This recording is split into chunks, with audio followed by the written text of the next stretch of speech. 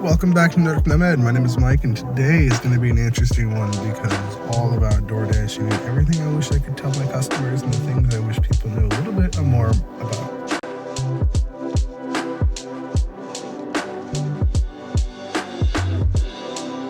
Just a disclaimer though, I will not be talking about tips or any sort of currency because it's as an independent contractor, if you don't like the job, you don't have to take it. So that's my opinion. Take it or leave it.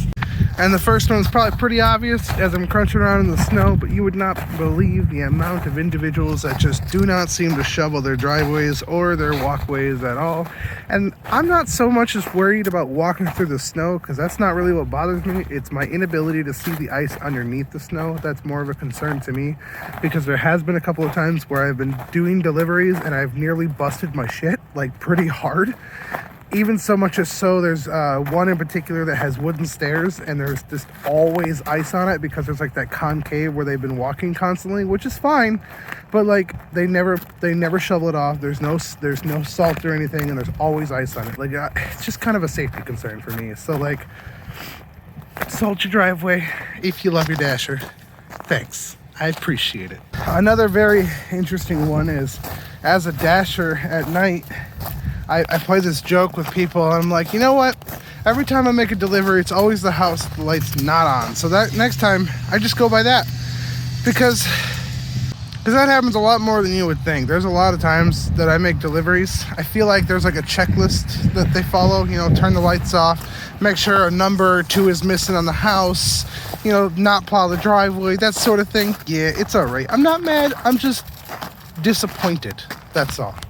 And really, my main concern isn't actually the ability to see your house, but the ability to see the numbers on your house. Because when your light's not on, it makes it very difficult, especially from like a car's view. It's super hard to like see it. Sometimes I have to get out, and I've gone to the wrong address a couple of times because of it. You know, it's a whole lot of unnecessary that can be solved simply by having a light or something shining directly on the number of your house, so it's easier to see.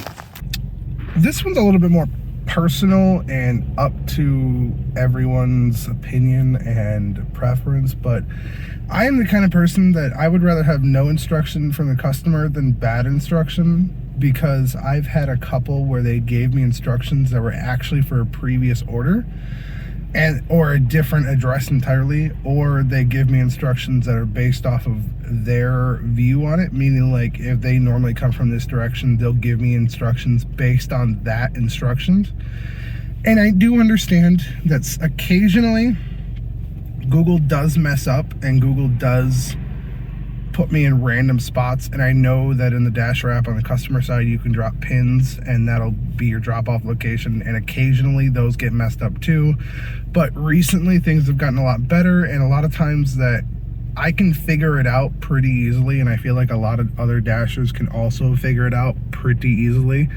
It's really not a difficult thing for me. So what I end up doing is I usually don't, I'll read the instructions. I will read the instructions that were given to me by the customer, but then I'll also follow the Google, that was the directions, and try to find it based off that, and then see what the instructions said. I'll read them before I leave, but just one of those things that, I don't know, like I said, it's super personal on the sense of like, I'd rather not have instructions because I can typically figure it out, but that's a me thing. And I think maybe there's probably one other thing that I probably would possibly really like if the customers possibly did, but that would only be one of those things.